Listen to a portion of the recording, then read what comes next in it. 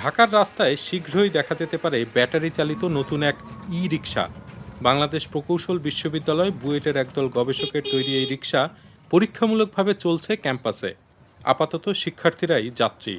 সবচেয়ে বড় বিষয় যেটা যে ব্রেকিং যে ফাংশনটা এটাও ভালো, এবং সবচেয়ে বেশি দরকার যেটা বাংলাদেশের রাস্তার ক্ষেত্রে সেটা হচ্ছে সাসপেনশন। যে রাস্তাগুলো দিয়ে গেছেন সেই রাস্তাগুলো যথেষ্ট এবড়ো থেবড়ো ছিল, তারপরেও সাসপেনশনটা আমরা দেখছি যে যথেষ্ট ভালো। প্রচলিত ব্যাটারি চালিত রিক্সা এবং ইজি বাইকগুলো বাংলাদেশের রাজধানী ঢাকা সহ সারা দেশেই চলছে। এসব বাহন সহজলভ্য হলেও দুর্ঘটনার এক বড় কারণ। ঢাকায় রাস্তায় তীব্র যানজট সৃষ্টিতেও ভূমিকা রাখছে এসব বাহন। বাংলাদেশ যাত্রী কল্যাণ সমিতি জানিয়েছে 2024 সালে ব্যাটারি চালিত অটোরিকশার কারণে 870টি দুর্ঘটনা ঘটেছে। এতে অন্তত 875 জন নিহত ও প্রায় 2000 আহত হয়েছে বলেও জানিয়েছে সড়ক অব্যবস্থাপনা ও যাত্রীদের অধিকার নিয়ে কাজ করা সংগঠনটি। ঢাকার উড়াল সেতুগুলোতে মাঝে মাঝেই অটোরিকশা দেখা যায়, যদিও এসব সেতুতে এ ধরনের বাহনের ওঠা নিষেধ। কিন্তু নজরদারির দুর্বলতার সুযোগ নিচ্ছেন চালকরা, আর তাতে দুর্ঘটনার ঝুঁকিও বাড়ছে। আসলে ফ্লাইওভারে অটো উঠার কারণে দিনে দিনে প্রচুর অ্যাক্সিডেন্ট হচ্ছে, অ্যাক্সিডেন্টের সংখ্যা দিনে দিনে বেড়ে যাচ্ছে।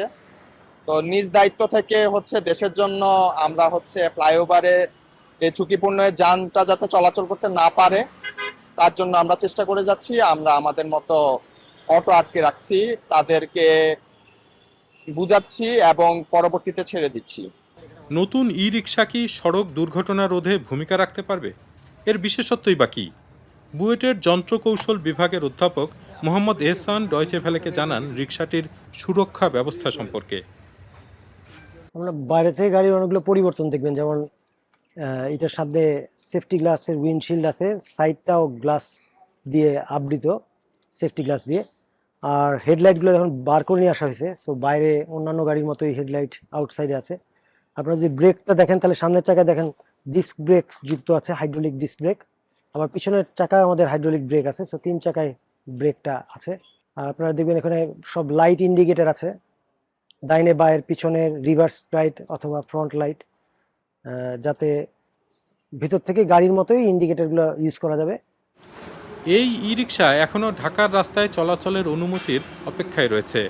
প্রকল্প সংশ্লিষ্টরা আশা করছেন ভবিষ্যতে শুধু ই রিক্সা ঢাকার রাস্তায় আলাদা লেনে চলবে, অন্যান্য প্রচলিত রিক্সা পর্যায়ক্রমে তুলে দেয়া হবে। তবে ই রিক্সা চালাতে প্রশিক্ষণ নিতে হবে এবং প্রতিটি বাহনকে আলাদাভাবে নিবন্ধন করাতে হবে। বর্তমানে বাজারে যে অটোরিকশা রয়েছে সেগুলোর মতো একই দামে নতুন এই পরিবেশ বান্ধব এবং তুলনামূলকভাবে নিরাপদ ই রিক্সা কেনা যাবে বলে জানিয়েছেন সংশ্লিষ্টরা। আমরা পরীক্ষামূলকভাবে তো বেশ কিছু বাজারে নামাবো, সেই সংখ্যাটা হয়তো 2000-5000 হতে পারে। এইটার ইউজার ফিডব্যাকের উপর নির্ভর করে আমরা পরবর্তী সিদ্ধান্ত গ্রহণ করব।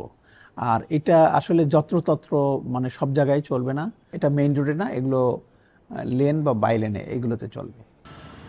উল্লেখ্য, বর্তমানে ঢাকার রাস্তায় 10 লাখের বেশি ব্যাটারি চালিত অটোরিকশা রয়েছে বলে ধারণা করা হয়। ঝুঁকিপূর্ণ এই বাহন তুলে দেওয়ার একাধিক উদ্যোগ নেওয়া হলেও প্রতিবাদের মুখে তা ব্যর্থ হয়েছে।